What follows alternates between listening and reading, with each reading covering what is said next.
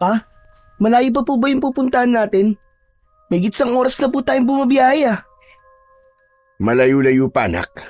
Baka mga 2 oras pa tayong babiyahe. Ala, ang tagal pa nun pa ah. Baka mamaya sumuko na tong owner type jeep natin eh. Dahil mapapagod na si Buhawi. May ilalaban pa si Buhawi, anak. Kaya huwag ka mag-alala. Makakarating tayo sa pupuntahan natin na walang aberya. Ang laki talaga ng tiwala nyo dito kay Buhawi ah.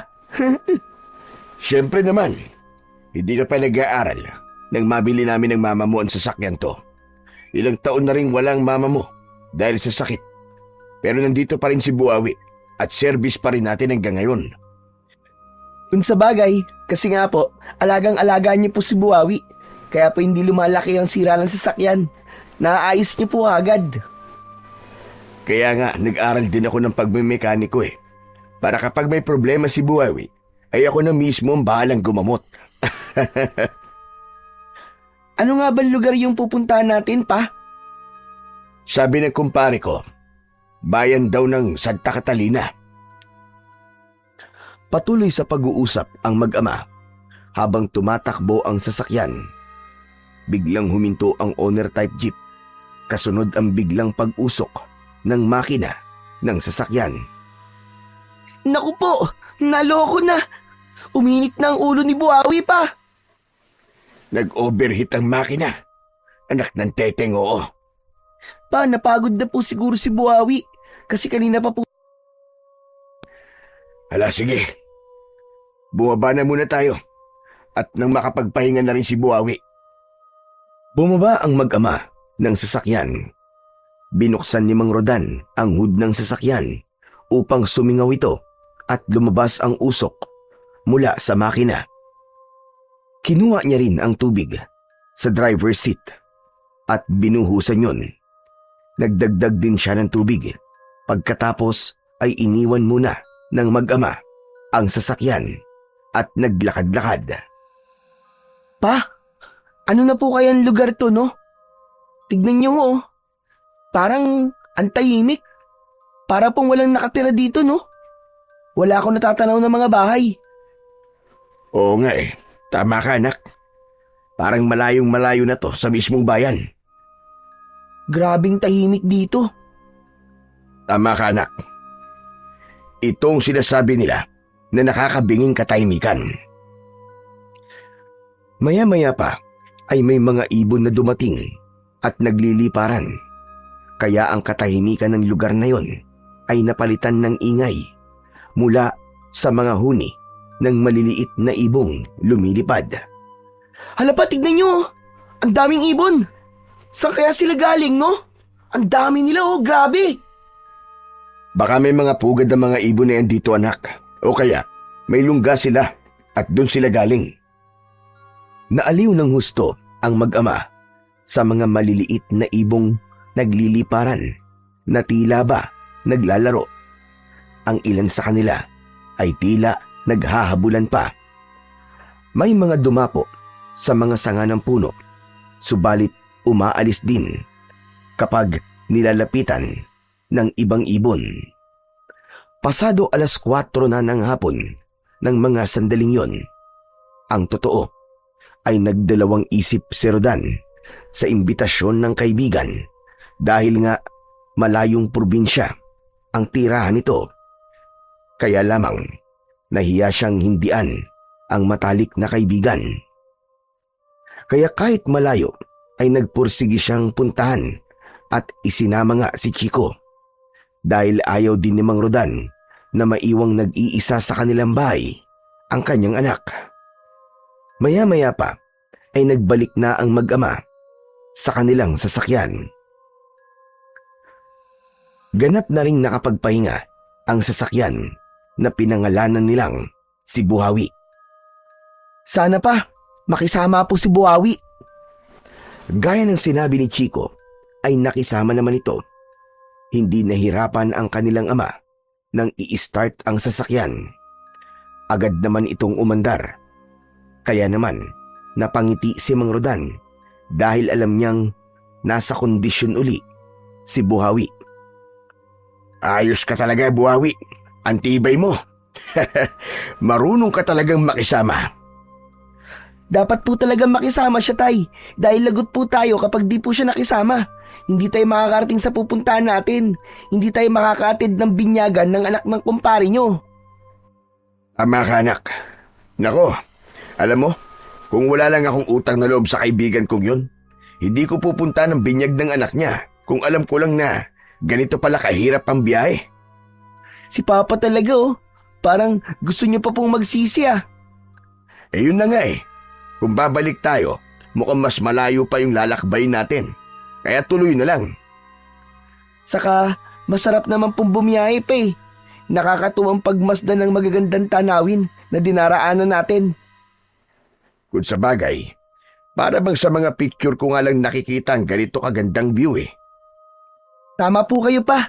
Hindi ko nga po alam na meron pa palang ganito kagandang lugar eh. Patuloy sa pagbiyahe ang mag-ama hanggang sa mapansin ni Rodan na wala ng signal ang cellphone na nasa harapan ng manibela. Nako, dead spot na yata itong lugar na to ah.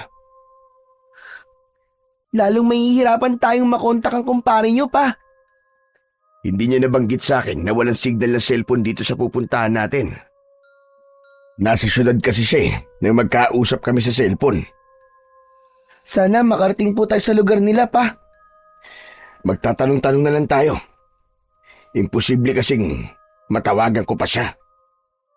Hanggang sa nagsimula ng kumagat ang dilim, patuloy pa ring binabagtas ng mag-ama ang mahabang kalsada. Hanggang ang mahabang kalsada na sementado na binabaybay ng kanilang sasakyan ay biglang naging mabato at maputik. Naku pa, lubak-lubak na po dito ah. Oo nga eh. Putol pa lang pagkakasimento ng kalsada. Kaya lang, wala tayong magagawa kundi tuloy ang biyahe natin. Dahil ito lamang ang daan papunta sa pupuntahan natin. Wala kasing ibang kalsada rito eh. Ito lang yun. Naku, mahihirapan panigurado si Buhawi. Oo nga, sana wag siyang bumigay kahit medyo malubak na. Dahil walang ibang dadaanan, kaya kahit pausad-usad, ay ipinagpatuloy ni Mang Rodan at Chico ang paglalakbay sakay ng owner-type jeep. Nagsisimula na ring dumilim ang kanilang paligid na tanging ilaw mula sa kanilang sasakyan ang nagiging tanglaw nila. Mabagal ang takbo ng sasakyan dahil sa malubak at mabatong daan. Buong ingat ang ginagawang pagmamaneo ni Mang Rodan. Kaya lamang, sa kabila ng kanyang ginagawang pag-iingat, ay hindi pa rin niya napansin ang isang malaking uka sa daan na mayroong tubig. Nag-shoot doon ang isang gulong ng sasakyan. Naku po! Ano yun? Naloko na! Tay, bakit ano po nangyari? Ayun, na-shoot ang gulong ni Buhawi sa malalim na lubak. Hindi makaahon. Pilit na iniahon ni Mang Rodan ang sasakyan. Itinodo niya na ang makina upang maalis sa pagkakahulog sa malalim na lubak. Subalit ayaw pa rin nung gumana. Hanggang sa inihinto na lamang ni Mang Rodan ang makina. Saka bumaba ang mag-ama. Paano po yan pa? Anong gagawin natin ngayon? Ang dilim-dilim dito. Nag-iisip ako, anak. Wala pa naman signal ang cellphone ko. Paano tayong makakahingi ng tulong nito? Hindi tayo makakarating sa pupuntahan natin pa. Di po ba bukas na po ng umaga ang binyagan? Dapat ngayong gabi makarating po tayo dun. Oo nga, anak eh. Yun nga din ang iniisip ko. Kung paano tayo makakarating dun. Tsak, hihintayin pa naman tayo ron. Pambihira na yan, oo. Halika, anak. Bakit po pa? Saan po tayo pupunta? Maglalakad-lakad tayo. Magbabaka sakali na may makita tayo na tao na makakatulong sa atin. Pero wala pong mga bahay dito eh. Bahala na. Basta subukan natin maglakad-lakad. Baka may makita tayo. Saglit na bumalik si Mang Rodan sa sasakyan para kunin ang flashlight na naiwan doon. Pagkakuha ay sinimulan na nilang maglakad na walang tiyak na pupuntahan. Sabi nga nito ay magbabaka sakaling may taong makita na maaari nilang hingan ng tulong. Habang naglalakad sila ay may nakita sila na tao sa may kalayuan na natatanglawan ng liwanag ng flashlight, kaya nagmadali sila upang puntahan yon. Subalit pagkadismaya ang naramdaman ng mag-ama nang makita na hindi pala tao ang kanilang nakita, kundi kapirasong tela na naiwan at nakasabit sa sanga, na sa malayo ay aakalain mo talagang tao na nakasandal sa isang puno. Anak ng, nawa mali po tayo dun pa. Oo nga anak eh, pambihira. Akala ko may maihinga na tayo ng tulong. Tela lang pala itong nandito sa puno. Pero pa, kung may tela po na naiwan dito, ibig sabihin po, may tao pong nagawi dito. Oo, tama ka anak. Kaya lang, nasa kaya ang taong yun? Ipagpatuloy na lang po natin ang paglalakad pa. Baka sa banda ron, medyo malayo dito. Sana may bahay po tayong makita. Hindi ka pa ba napapagod, Chico? Hindi pa po. Saka ito po. Dinala ko po yung isang bag na mayroong biskwit at tubig. Kaya may maiinom po tayo. Ay, salamat. Buti na lang pala't naisipan mong bitbitin yan. Naisip ko po kasi papalayo po tayo doon kay Buhawi. Baka mauhaw at magutom po tayo. Kaya po dinala ko. Ipinagpatuloy ng mag-ama ang paglalakad hanggang sa namalayan na lamang nilang malayo na ang kanilang nararating. Hindi na abot ng liwanag ng flashlight ang kinaroroonan ng kanilang iniwang sasakyan. Malayo na tayo anak. Ituloy na po natin ang paglalakad natin pa. Mabuti pa nga. Total, wala ring katiyakan ang paglalakad nating ito. Kaya lamang, patuloy na silang napapalayo. Ligtas naman ang dinadaanan nilang lugar. Ang tanging maririnig ay ang huni ng mga kuliglig. Hanggang sa makaramdam na ng pagod ang mag-ama. Pansamantala silang naupo sa isang malaking puno na nasinagan ng hawak na flashlight ni Mang Rodan. Dito muna tayo pa. Oo anak, baka delikado na rin kung ipagpapatuloy pa natin ang paglalakad. Mamaya may makasalubong tayo mabangis na hayop. Gabi pa naman, wala tayong laban sa mga yon. Saan po tayo matutulog? Dito, sa ugat ng puno. Teka lang, at lalagyan ko ng mga dahon tong nakalitaw na ugat para maaari mong pagpahingahan. Inipon ni Mang Rodan ang nakita niyang mga tuyong dahon para merong mahigaan si Chico. O ayan, pwede na yan anak. Pwede ka nang mahiga dyan. Kayo pa. Saan po kayo matutulog? Wag mo na akong isipin anak. Basta matulog ka na para makapagpahinga ka kahit papano. Kakain po muna ako nitong biskwit pa para makainom na rin po ng tubig. O sige anak, habang natutulog ka, babantayan kita. Nang makakain ng biskwit si Chico, ay nakaramdam na ng antok ang bata dahil rin yun sa pagod sa paglalakad. Maya-maya pa ay nakatulog na ito. Narinig pa ni Mang Rodan ang mahinang paghilik ng bata. Bagya siyang napangiti. Naisip niya na pagod ng kanyang anak, kaya agad itong nakatulog. Habang lumalalim ang gabi, ay nakakaramdam na rin ng antok si Mang Rodan. Subalit, pilit niya yung pinaglalabanan dahil ang nais niya ay manatiling gising para bantayan ang anak. Kaya lamang, pagod din siya, kaya hindi niya na nakayanan pa ang nararamdamang antok. Maya-maya pa ay nabitiwan na niya ang hawak na flashlight at gumulong yun sa may damuhan. Nakatulog na rin ang lalaki dahil sa labis na pagod. Mabilis na lumipas ang magdamag. Nagsimula na ang pagbubukang liwayway. Naging ligtas naman ang dumaang gabi sa mag-ama. Nagising si Mang Rodan at napaurong siya nang makita ang isang nilalang na nasa kanyang harapan.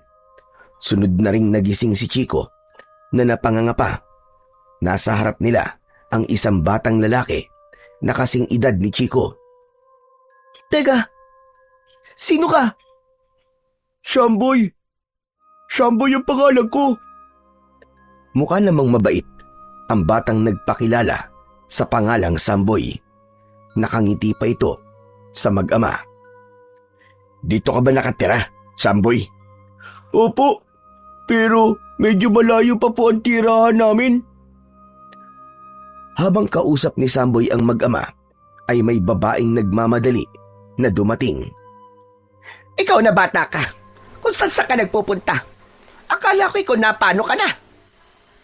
Nakita ng babae ang mag-ama na nasa ilalim ng puno. Sino sila, anak? Ba't kausap mo sila? Nakita ko lang po sila na natutulog po dyan, inang. Sino kayo? At bakit nandito kayo sa ganitong lugar? Masasamang tao ba kayo? Agad na kinuha ng babae ang gulok na nakasabit sa kanyang bewang. Handa niyang undayan ng taga, sina Mang Rodan. Teka, sandali. Hindi kami kaaway at lalong hindi kami masasamang tao. Hindi po kasi makalis yung sinasakyan namin eh. Nashoot po kasi sa lubak yung gulong. Tapos wala po kaming matutulugan. Kaya dito po kami natulog sa ilalim ng puno. Totoo ba ang sinasabi mo, ha, bata? Hindi kayo masamang tao? Hindi kayo mga halimaw? Hindi kayo mga aswang? Aswang? Naku, hindi. Tama ang sinabi ng anak ko si Chico. Nagkaroon lang ng problema sa sasakyan namin. Kaya napilitan kami matulog sa ganitong lugar. Inang, mukha naman po silang mababait eh. Salamat sa'yo, Samboy ah. Ako nga pala si Chico. Pwede ba kitang maging kaibigan? Oo naman. Inang, kaibigan ko na po si Chico. Kaya wag na po kayo magalit sa kanila. Ako nga pala si Rodan, tatay ni Chico. Pwede bang malaman ang pangalan mo? Ni Loisa ang pangalan ko. Nanay ako ni Samboy.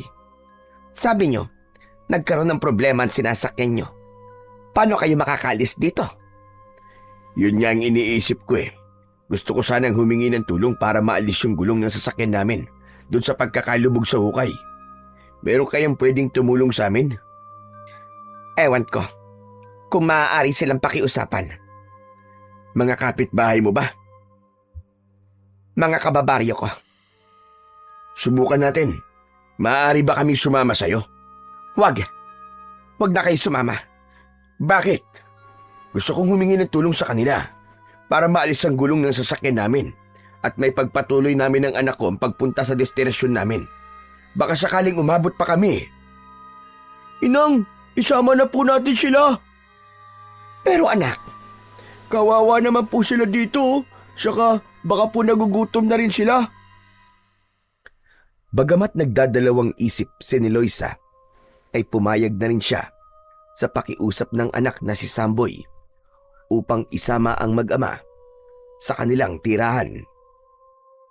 Dahil alam ni Loisa na gutom si Rodan at Chico, kaya ipinaghanda niya ang mag-ama ng pagkain. Nilagang hinog na saging na saba at kamote ang inihain ng babae. Pagpasensyaan nyo na itong nakayanan kong pagkain. Madalang kasi kami magsaing dito.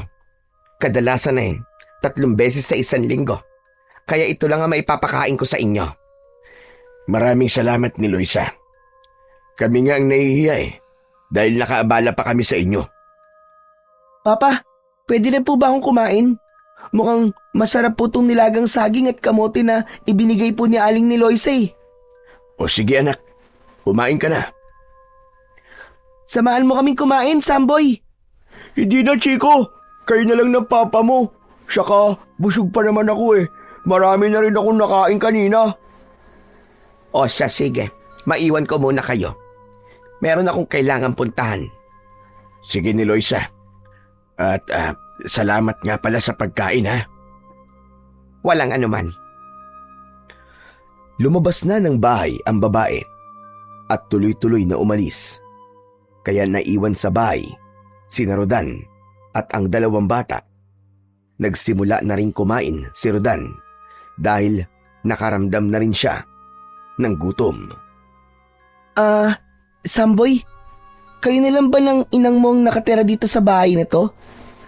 Oo, matagal na kasing patay ang itay ko. Ganun ba? Sa akin naman, mama ko naman ang patay na. Kaya pala dalawa lang kayo ng papa mo na bumiyahe eh. Oo, tama ka. Hindi nga namin alam kung makakapunta pa ba kami sa bahay ng kaibigan ni Papa eh. Kasi nga, yun nangyari sa sasakyan namin. Siya nga pala, Samboy. Saan ba pupunta ang inang mo? Umalis siya. Baka po may kakausapin tao. Di po ba sabi niyo kailangan niyo po ng tulong para maalis na po sa lubak yung sasakyan niyo? Oo nga pala. Para maipagpatuloy na namin ang pagbabiyahe. Sana may makausap ang inang mo at pumayag na tulungan kami. Sana nga, kasi mahirap kausap ang mga tao rito sa baryo Takip Silim eh. Ha? Mahirap kausap? Anong ibig mong sabihin na mahirap kausap, Samboy?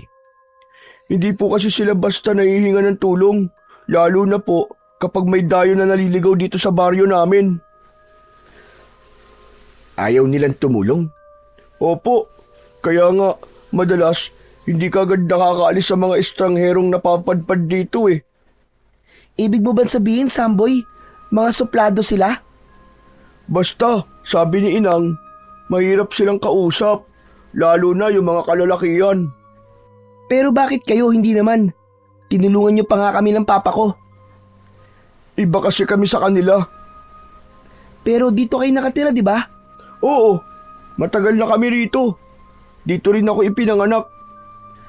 Nang matapos kumain, ay nagyaya si Chico kung maaari siyang samahan ni Samboy na lumabas at mag-ikot-ikot. Okay lang ba sa'yo, Samboy? Oo naman, para makita mo rin tong baryo namin. Kaya nagpaalam si Chico sa kanyang papa. Pumayag siya dahil kasama naman si Samboy. Pero mas pinili ni Mang Rodan na manatili na lamang muna sa loob ng bahay. Nakakaramdam kasi siya ng antok. Halos hindi siya makatulog ng maayos ng nakalipas na gabi. Dahil nga mas gusto niyang bantayan ang natutulog na anak. Isa pa, mahirap para sa kanya ang makatulog sa lugar na alam niyang anumang oras ay may kung anong hayop na maaaring umatake sa kanila. Samantala, habang naglalakad ang dalawang bata sa labas, ay may mangilan-ngilan na taga-baryo Takip Silim ang napapatingin sa dalawa. Bago kasi sa paningin nila si Chico, pinagmamasdan nila ang bata at titig na titig. Teka, Samboy, kinikilabutan ako. Bakit, Chico? Natatakot ka ba? Kuwan kasi. Ang sama makatingin ng mga kalugar mo. Masyadong seryoso. Ganun talaga sila, lalo na kapag mga dayo. Para kasing bigla na lamang mananakmal. Nakakatakot. Katulad ba ng ganito? Uy, huwag ka naman ganyan. Lalo mo naman akong tinatakot niyan eh.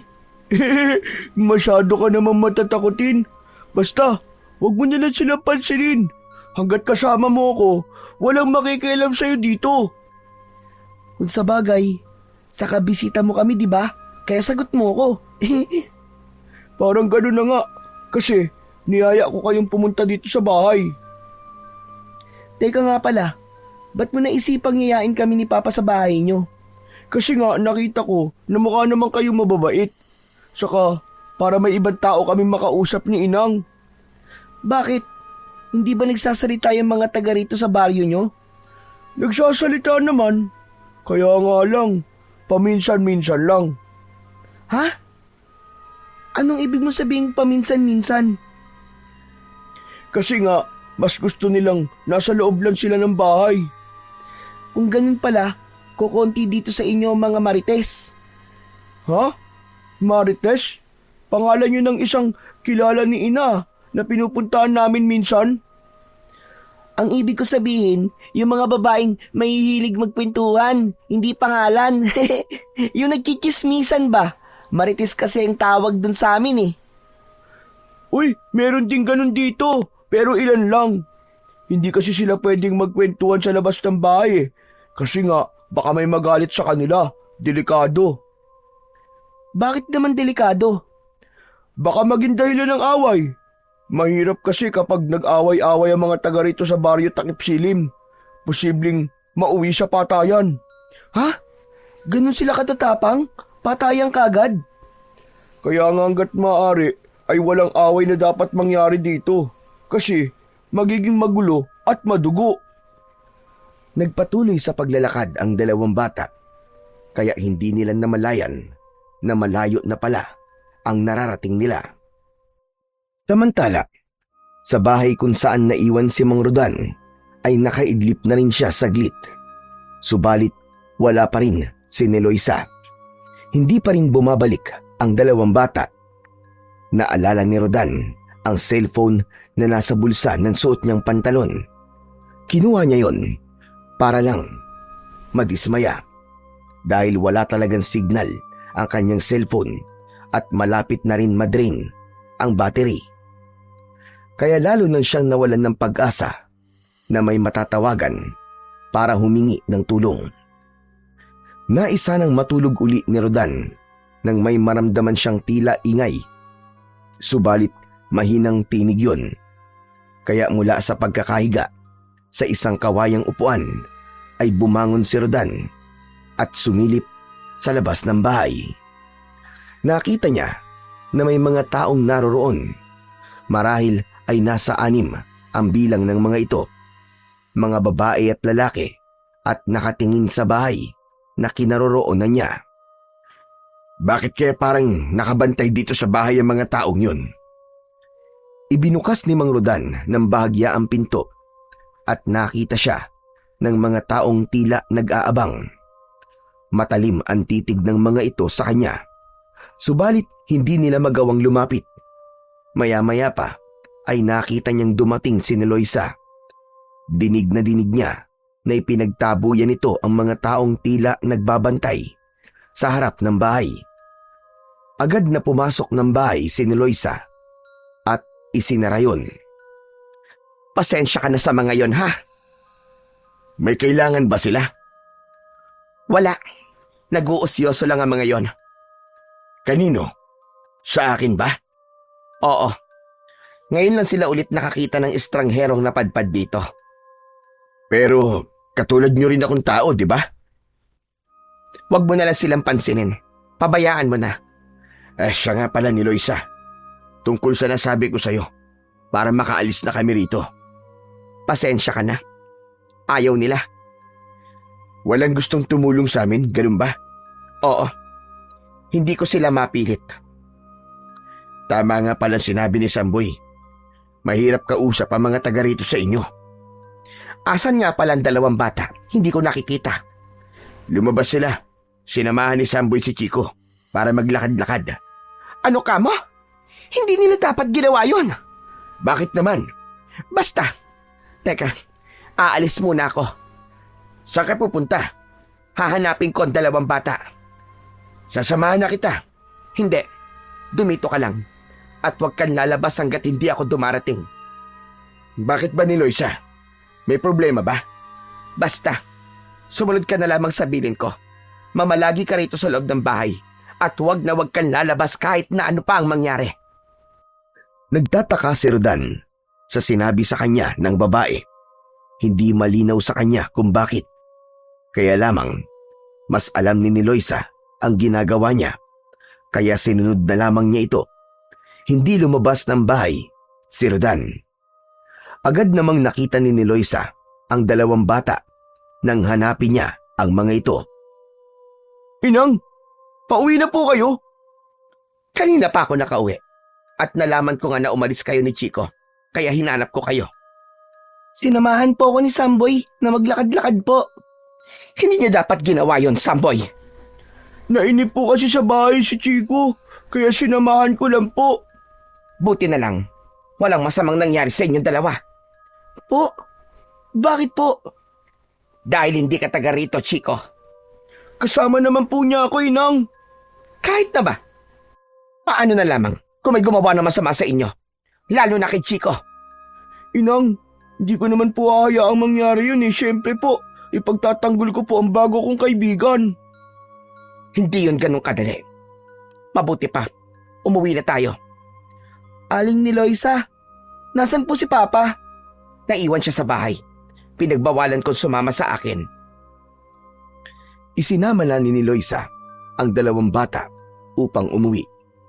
Gaya ng bilin ni Loisa kay Rodan, hindi ito umalis ng bahay, kundi na malagi lamang doon. Kung walang tutulong sa amin para maiahon sa malalim na lubak ang sasakyan namin, paano kami makakaalis dito? Hayaan mo, patuloy akong makikiusap na may tumulong sa inyo. Paano kung wala pa rin? Mapipilitan kayong manatili rito hanggang sa makaisip tayo ng ibang paraan. Mukhang hindi na tayo makakarating sa pupuntahan natin, anak. Oo nga po pa eh. Pero okay na rin po yun. Alin ang okay doon, anak? Yun nandito po tayo kina Samboy. Eh di parang nakakapagbakasyon na rin po tayo dito. Habang kausap ni Loisa si Mang Rodan nang may tumawag sa kanya galing sa labas ng bahay. Lumabas siya at nakita niya ang isang lalaki doon. Pamilyar ito sa kanya, kaya lumapit si Loisa. Magandang araw, Saldo. Ikaw pala yan. Magandang araw naman. Bari ba kitang imbitahan ni Loisa? Saan? Sa bahay ni Martin. Gusto kanyang makausap eh. Tungkol naman saan? Sumama ka na lang sa akin para malaman mo. Ang pangalang Martin ay kilala sa baryo, Takip Silim. Isang taong hindi maaaring hindian ni Loisa, kaya wala siyang nagawa, kundi ang sumama kay Zaldo. Hindi na siya nagpaalam pa sa mga kasama niya sa bahay, kundi umalis na siya kasama ng lalaking sumundo sa kanya. Humarap siya kay Martin, gaya ng sinabi ni Zaldo.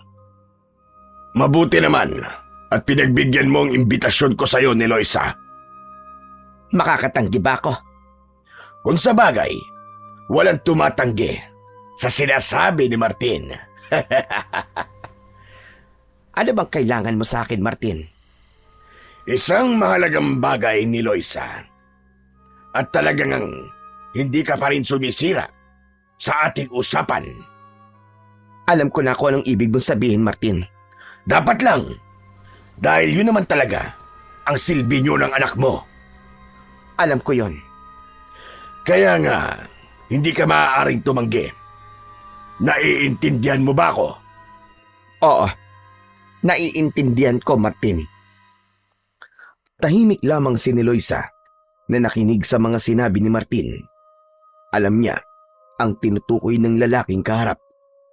Samantala, sa maikling sandali na magkasama ang dalawang bata, ay nagkakasundo sila. Akala mo ay matagal nang magkakilala. May mga bagay silang napagkakasunduan. Ang husay mo pala mag-drawing, Chico. Si Papa nagturo sa akin ito. Kung gusto mo, turuan din kita. Siyempre naman. Hilig ko rin kasi mag-drawing eh. Dito sa papel na wala sulat, dito tayo mag-drawing, dali. Teka, ano bang paborito mong i-drawing? Mga aswang, tapos mga halimaw, tapos ang kalaban nila ay mga superhero. Ha? Talaga? Ganun din ang dinidrawing ko eh. Yung mga superhero tapos kalaban nila mga monster, mga kapre, mga tikbalang, mga diwende, at kung ano-ano pa. Tapos yun nga yung sinabi mo, yung aswang. O sige, simulan na natin mag-drawing. Ikaw ang magdodrawing ng mga superhero, tapos ako naman ang magdodrawing ng mga aswang at monster. Ayos yun. Gusto ko yun. Game na. Nang makauwi na ng bahay, ay dinatnan ni Loisa na abala ang dalawang bata sa kanilang ginagawa. Napansin naman ni Mang Rodan ang kalungkutan ng babae. Kaya nang maupo ito sa upuan na malapit sa mesa na nasa kusina ay sinundan siya nito at kinausap dahil alam niyang may bumabagabag kay Niloisa. Hindi siya nakikialam ako, Niloisa. Pero napansin ko ang kalungkutan mo nang dumating ka. Wala ito. May iniisip lang ako, Rodan. Kung okay lang sa'yo, maaari mo sabihin sa akin. Baka makatulong ako. Hindi na. Sa akin na lang. Dahil ba sa amin ang anak ko? Pasensya ka na, Niloisa. Kaya lang hindi pa kami makakaalis hanggat walang tumutulong sa amin para maalis ang sasakyan na nasa malalim na lubak. Kung makukumbinsi mo sana ang ilang mga taga rito sa inyo para tulungan ako, baka makaalis na kami rito ni Chico. Yun na nga ang ikinakabahala ko. Bakit? Ayaw nilang umalis kayo rito. Ano ka mo? Pero kung ako ang tatanungin, gusto ko nang umalis na kayo. At wag nang abutin pa ng kung ilang araw. Itinataboy mo na kami. Hindi yun pagtataboy, Rodan. Pero ang gusto mo'y umalis na kami rito, di ba? Oo. Para yun sa kaligtasan nyo. Teka. Anong ibig mong sabihin? Hindi kami ligtas rito ng anak ko? Tumayo sa pagkakaupo si Niloisa. Iniwasan niya ng sagutin ang tanong ni Rodan. Meron pa pala akong kailangan gawin. Teka sandali, Niloisa. Hindi mo pa sinasagot ang tanong ko. Naguguluhan ako sa sinasabi mo eh. Sinabi ko na ang gusto kong sabihin. Nasa iyo na kung ano ang gagawin mo, Rodan. Iniwan na ni Niloisa ang lalaki. Subalit naging palaisipan kay Mang Rodan ang sinabi ng babae. Bagay na lumigalig sa kanya. Samantala, may mahalagang pinag-uusapan sina Martin at Saldo sa isang sikretong kwarto. Saldo, ikaw ang pinagkakatiwalaan ko. Alam ko yun, Martin. At huwag kang mag-alala. Kahit anong mangyari, hindi makakalabas ang anumang usapan natin. Dapat lang, dahil alam mo kung paano ako magalit. Oo, Martin. Kilalang-kilala na kita. Maglagay ka ng mga magmamanman kay Niloisa. Hindi siya maaaring sumira sa kasunduan. Ako nang bahala doon, Martin. Kapag may napansin kayong kakaibang kilos mula kay Niloisa na hindi niyo gusto, sabihin niyo agad sa akin. Hindi naman nawala sa isipan ni Mang Rodan ang mga sinabi ni Niloisa. Nakikita niya sa babae ang pag-aalala ng kausap niya ito kanina. Nilapitan siya ng anak na si Chico kasama si Samboy. Ipinakita nila kay Rodan ang kanilang mga drawing. Ipinagmalaki yun ni Chico sa kanyang papa. Papa! Tignan niyo po, oh. Ang husay din po ni Samboy. Parehas po kami mahilig mag-drawing. Tapos, tinuruan po ako ni Chico. Ang husay po niya gumawa ng mga superhero. Napansin ni Chico na tila hindi interesado ang kanyang papa sa kanilang mga sinasabi. Papa?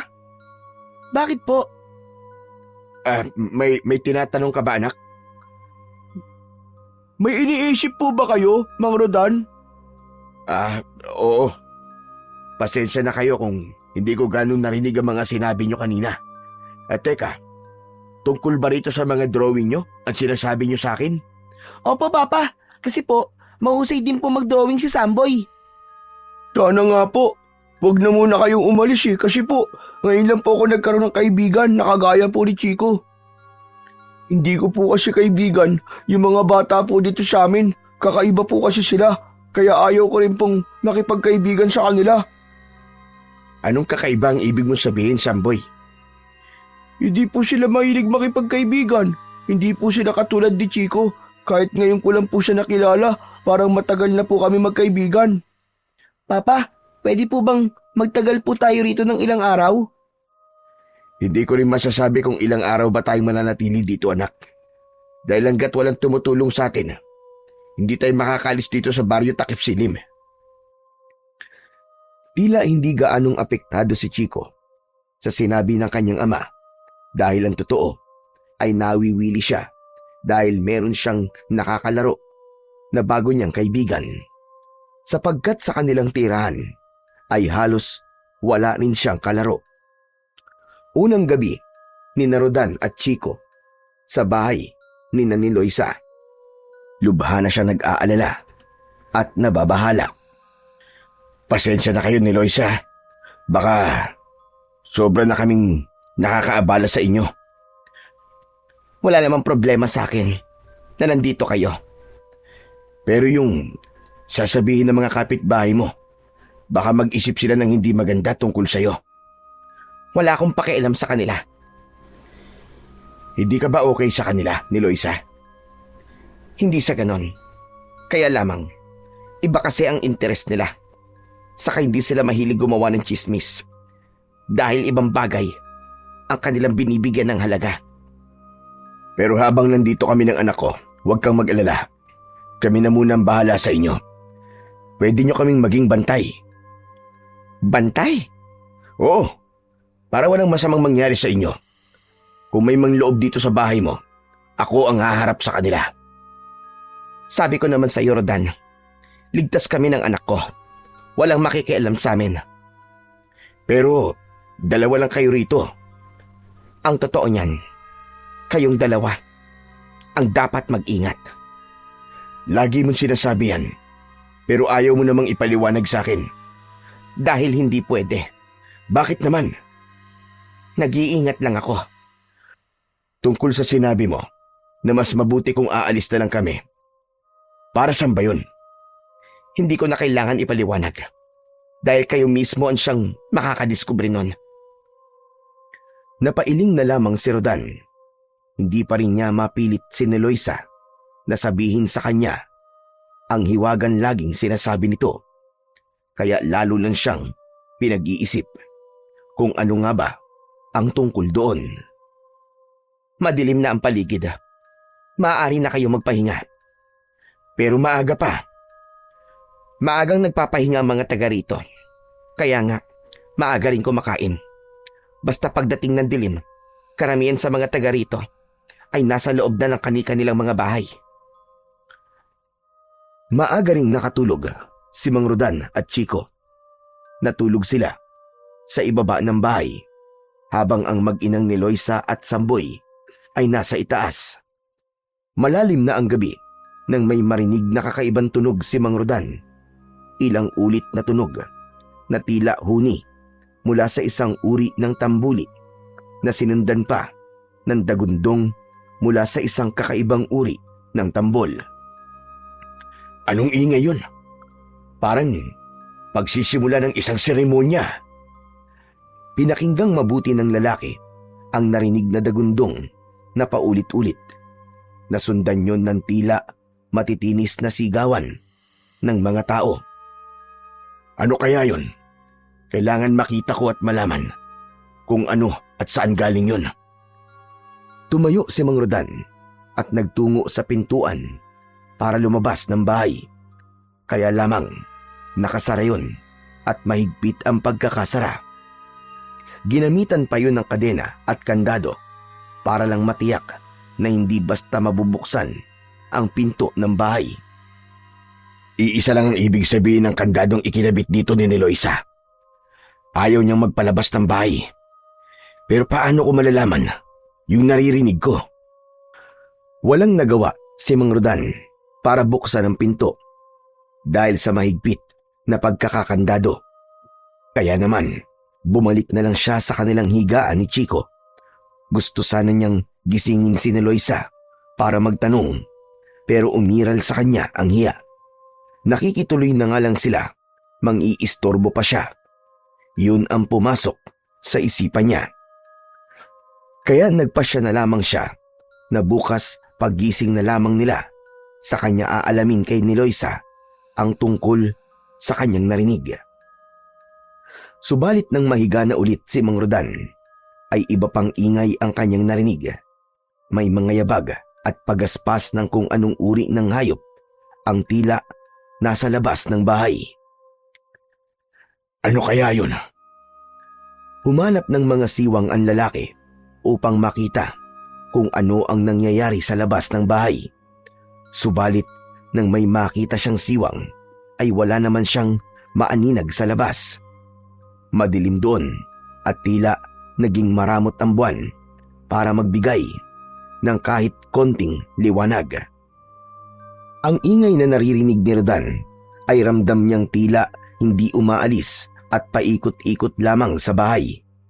Nagkasya na lamang siya para pakinggan ang ingay. Wala siyang ideya kung anong meron sa labas. Hanggang sa mag-uumaganay, naririnig pa rin niya. Inabot na siya ng antok at nakatulog. Nagising siya kinabukasan dahil sa kalabit ng kanyang anak. Papa! Papa, gising na! Bakit anak? May kailangan ka ba? Nagugutom po ako, Papa. Pero si Niloisa lang ang nakakaalam ng pagkain dito. Biglang nagsalita si Niloisa. Nagising na rin pala. Nakapagluto na ako ng nilagang kamote at mais. Yun lang ang ating magiging almusal. Walang problema doon, Niloisa. Kinakain naman ni Chico kahit ano. Hindi siya mapili sa pagkain. Kanina ka pa pala gising. Oo, maaga ako nagigising. Chico, nasa mesa na sa kusina ang pagkain. Pwede ka nang kumain doon. Maya-maya lang, gigising na rin si Samboy. Pa, kain na po tayo. Sige na, mauna ka na anak. Nagtungo na sa kusina si Chico. Kaya sinamantala ni Rodan ang pagkakataong yun para makausap si Niloisa. May itatanong lang sana ako sa'yo, Niloisa. Inaasahan ko na yon. Tungkol ba sa narinig mo kagabi? Oo, kaya lamang gusto ko sanang alamin. Pero hindi ako makalabas ng bahay. Dahil sinadya kong kandaduhan yon. Alam ko kasi, nasusubukan mong lumabas kapag may narinig ka. Ano ba yun, Niloisa? Bakit ganun yung mga narinig ko? Saka parang merong mga hayop ako naririnig na paikot-ikot dito sa bahay mo. Nakita mo ba sila? Hindi. Sinubukan ko sumilip. Pero wala naman ako nakita sa labas ng bahay dahil sobrang dilim. Ang mga narinig mo ay bahagi ng mga sinasabi ko. Kaya ang gusto ko sana ay wala na kayo rito. Pero hindi nga maaari. Dahil hindi kayo makakaalis pa. Pero ano ba mga yun? Nagsisimula na ang matinding dilim. At pagkalipas ng ilang araw na dilim, ay liwanag na. Pagsikat ng bilog na buwan. Anong ibig mo sabihin, Niloisa? Naghahanda na sila para sa isang malaking okasyon. Okasyon? Anong okasyon? Sa pagpapalakas ng kanilang kapangyarihang itim. Teka, hindi kita maintindihan, Niloisa. Ano ba sinasabi mo? Diretsahin mo na nga ako. Bakit, Rodan? Wala ka pa bang nararamdamang kakaiba sa lugar na ito? Wala kang nakikitang hindi pangkaraniwan? Ang totoo marami. Pero hindi ko kayang ipaliwanag kung ano ba talaga ang mga nakikita ko. Andito kayo sa lugar na isinumpa. Ang Baryo Takip Silim. Baryong isinumpa? Oo. At ang sino mang estranghero na makakarating sa lugar na ito ay wala ng pag-asa pang makaalis ng buhay. Ano? Kinilabutan si Rodan sa sinabi ni Niloisa. Napaurong siya habang kausap ang babae. Teka, sandali lang. Tinatakot mo ba ako? Hindi kita tinatakot. Walang dahilan para takutin kita. Kundi ang gusto ko lang ay ipaalam sa iyo ang katotohanan tungkol sa lugar na kinaroroonan nyo ngayon. Kung sinabi mong lugar ng mga isinumpa ang baryong to, anong klaseng nilalang ang mga narito? Nilalang mula sa dilim. Alipin sila ng kadiliman. Mga lahing aswang. Nanlaki ang mga mata ni Rodan sa sinabing yon ni Niloisa. Gustong manginig ng kanyang katawan. Ibig sabihin, nasa baryo kami ng mga aswang? Oo. Baryo, kung saan namumungad ang iba't ibang uri ng aswang. Ang mga naninirahan dito ay mga taong isinumpa. Kung ganun, pati kayo ni Samboy. Hindi, Rodan. Maliban sa amin ng anak ko, hindi nila kami kauri. Kaya nga, nagawa naming asikasuhin kayo at pakitaan ng mabuti. Dahil hindi kami kagaya ng mga taga rito sa baryo Takip Silim. Paano nangyari yun? Hindi kayo aswang. Pero nandito kayo mag-ina sa lugar nila. Tapos, walang masamang nangyayari sa inyo. Dahil hindi nila kami maaaring galawin. Kami ng anak ko. Pero bakit nga? Dahil kailangan nila kami ng buhay. Kaya walang sino man ang maaaring gumalaw sa amin. Hindi kita maintindihan ni Loisa. Hindi pa ito ang tamang oras para ipaalam ko sa iyo, Rodan. Kaya nga nag-aalala ko sa inyong mag-ama. Dahil kayo ang target ng mga aswang kagabi. Kalat na sa buong baryo ang tungkol sa estrangherong napadpad dito sa baryo Takip Silim. Tinangay na rin ng hangin ng inyong amoy. Kaya natatakam na sila. Yung narinig kong parang isang pagtitipon na may huni ng tambulit-tambol. Anong ibig sabihin nun? Isang kasiyahan at isang uri ng seremonyas ukol sa kanilang lakas gaya ng aking nasabi. At ang dugo nyo ang kailangan nila. Hindi maaaring mangyari yun. Kaya nga gusto ko sana'y umalis na kayo bago pa malaman ng pinuno ng mga aswang. Pero hindi na maaari. Bakit? Alam na nila ang tungkol sa inyo. Kaya nga ako pinatawag para pigilan ang inyong pag-alis. Kami ang gagamitin ng mga aswang para sa kanilang nalalapit na pagtitipon. Oo, gaya ng kanilang nakagawian at bahagi ng kanilang tradisyon. Dapat silang magkaroon ng alay. Hindi yun mangyayari. Hindi ko papayagang mamatay kami sa lugar na ito. Gusto ko kayong tulungan. Pero kapag ginawa ko yun, kami naman ang mapapahamak ng anak ko. Alam ko ang laman ng puso mo ni Loisa. Pinagmamalasakitan mo kami at hindi rin ako papayag na mapahamak kayo ni Samboy. Salamat, Rodan. Salamat. Alam ko may magagawa tayo. Hindi maaaring magtagumpay ang mga aswang na yon sa kanilang masamang pakay. May naisip ka bang paraan? Oo ni Loisa. Paano? Sabihin mo. Kailangan ko ang tulong ninyo ni Samboy. Hindi agad nakasagot si Loisa. Nakaramdam siya ng takot sa anumang balak gawin ni Mang Rodan. Ngayon, naiintindihan ko na kung bakit kailangan mapadpad kami ng anak ko sa lugar na ito.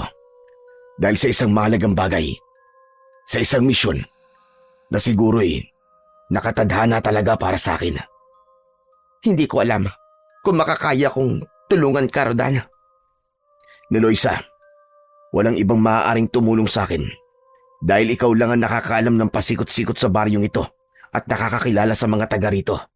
Lalo na sa pinuno ng mga aswang na sinasabi mo. Ano nga ba ang pangalan niya?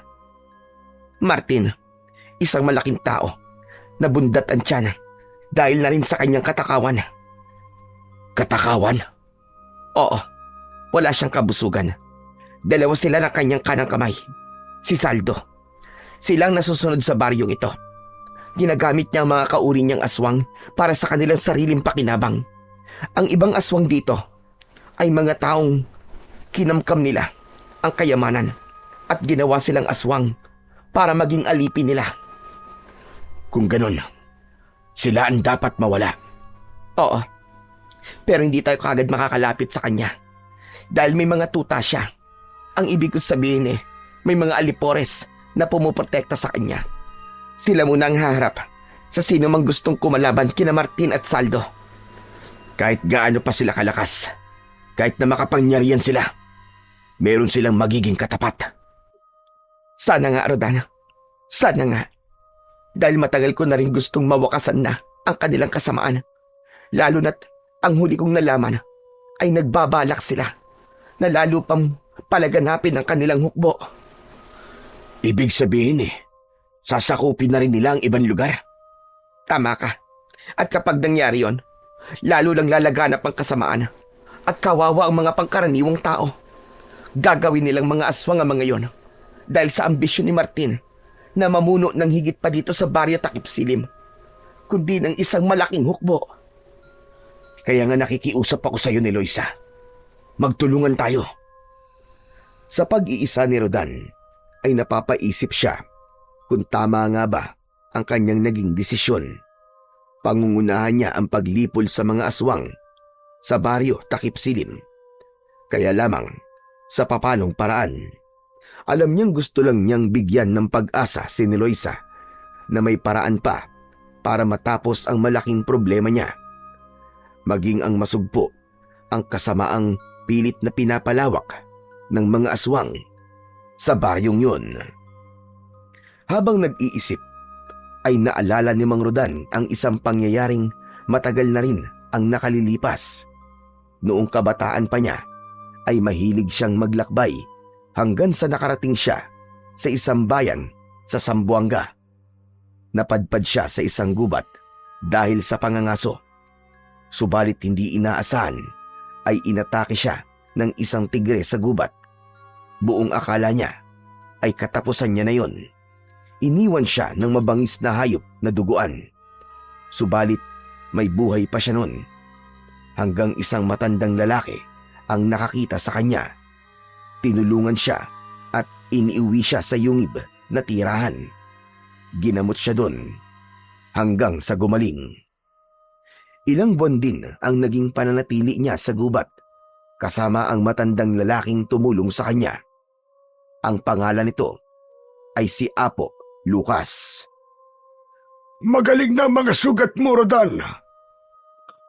Utang ko po sa inyo ang ikalawang buhay ko, Apo Lucas. Kung hindi po dahil sa inyo, baka pinaggutay-gutay na po ang katawan ko ng mabangis na hayop na yun. Pinagkadya ng tadhana na mapadaan ako sa lugar kung saan ka naroon. Siguro nga po, dahil ang gusto ng may kapal ay mabuhay pa po ako. Tama ka, dahil may plano pa siya sa'yo. Ano po kaya ang plano sa akin ng may kapal, Apo Lucas?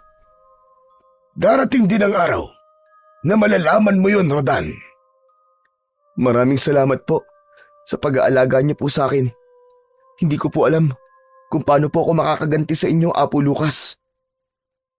Ginagawa ko ang pagtulong sa aking kapwa na walang hinihintay na kapalit. Masaya ko sa ginawa ko dahil nailigtas ko ang buhay mo. Apo Lucas, gusto ko nang bumalik sa syudad. Ikaw ang bahala. Gusto ko sana kayong isama, Apo Lucas. Iwan niyo na po ang buhay niyo rito sa gubat. Salamat na lang, Rodan. Pero hindi ko matatanggap ang iyong alok. Ayaw niyo pong umalis dito? Tanggap ko na ang uri ng buhay na meron ako. Ang gubat na ang aking mundo. Pero may mas magandang buhay pa po sa syudad. At ako po ang bahala sa inyo. Matanda na ako. At ang syudad ay para lamang sa mga kabataan. Sa mga nagsisimula pa lang. Hindi sa katulad ko na naghihintay na lamang ng takdang oras. Kung talagang yan na po ang desisyon nyo, hindi ko na po kayo pipilitin. Lalo na kung mas masaya po kayo rito sa gubat. Tama ka. Ang kasiyahan ko ay ang mga simpleng bagay. Siya nga pala, bago ka umalis, meron akong ibibigay sa'yo. Ano po yun, Apo Lucas? Mula sa suot na lumang pantalon, ay inalis ni Apo Lucas ang isang lumang sinturon. Gawa yun sa balat ng hayop. Iniabot yun ng matanda kay Mang Rodan. Para sa'yo. Kunin mo ito. Pero sa inyo po ito, Apo Lucas. Ibinibigay ko na sa'yo ngayon. Bakit po? Mas kailangan mo to, Rodan. Dahil nakikita ko, marami ka pang gagawin sa buhay mo. Maraming salamat po. Hayaan niyo po. Papakiingatan ko po ang sinturon na ito. Huwag mong kalilimutang isuot yan. Lalo na kung tutungo ka sa malalayong lugar. Bakit po? Kailangan mo yan. Dahil hindi yan isang pangkaraniwang sinturon. Ho? Hindi pangkaraniwan? Teka, ano pong ibig niyong sabihin, Apo Lucas? Magagamit mo yan sa takdang panahon. Ang sinturong yan ang magsasabi kung kailangan mo na siyang gamitin. Teka, hindi ko po kayo maintindihan eh. Malalaman mo rin, kaya wag mong hayaang mawala yan sa'yo. Doon natapos ang pagdaloy ng alaala ni Mang Rodan. Bigla siyang napahawak sa kanyang bewang. Buti na lang at naalala niyang isuot ang sinturon bago sila bumiyahe. Hindi pa rin niya nalilimutan ang mahigpit na bilin sa kanya ni Apo Lucas. Inalis niya sa kanyang bewang ang sinturon at pinagmasdan niyong maigi. Pero wala naman siyang nakitang kakaiba. Isang lumang sinturon lang yun. Habang pinagmamasdan yun ni Rodan, ay siya namang paglapit ng anak ni Chico na may pagtataka. Papa, bakit po? Ano po nangyari? Bakit tinubad niyo po ang sinturon niyo? Wala anak, Saan niyo po gagamitin yan? naisipan ko lang na tignan. Dahil may naalala ko. Papa, siya nga pala, may sasabihin po ako sa inyo. Kanina kasi, magkasama kami ni Samboy. Lumabas kami dyan, malapit lang. Tapos, habang naglalakad-lakad kami, masama ang tingin ng mga taong nakakita sa amin. Kaya natakot kami. May ginawa ba sila sa inyo? Wala naman po, kaya lang, sinundan kami. Kahit saan po kami pumunta. Itinataboy nga po ni Samboy pero ayaw pa rin umalis. Sunod po ng sunod sa amin. Anong ginawa nyo? Eh di tumakbo na lang po kami ni Samboy hanggang sa makauwi po rito. Anak nang, mukhang tama nga si ni Loisa. Tama si Aling ni Loisa, saan po? Sa ugali ng mga tao rito. Parang nagiging nakakatakot na nga po ang mga taga rito sa baryo ni Samboy eh. Ang sasama po nila kung tumingin. Kaya nga sa susunod, wag na muna kayong lalabas. Delikado kasi. Papa, totoo kaya yung sinabi ni Samboy sa akin? Aswang daw yung mga taga rito. Sinabi niya yun sa'yo? Opo, Papa.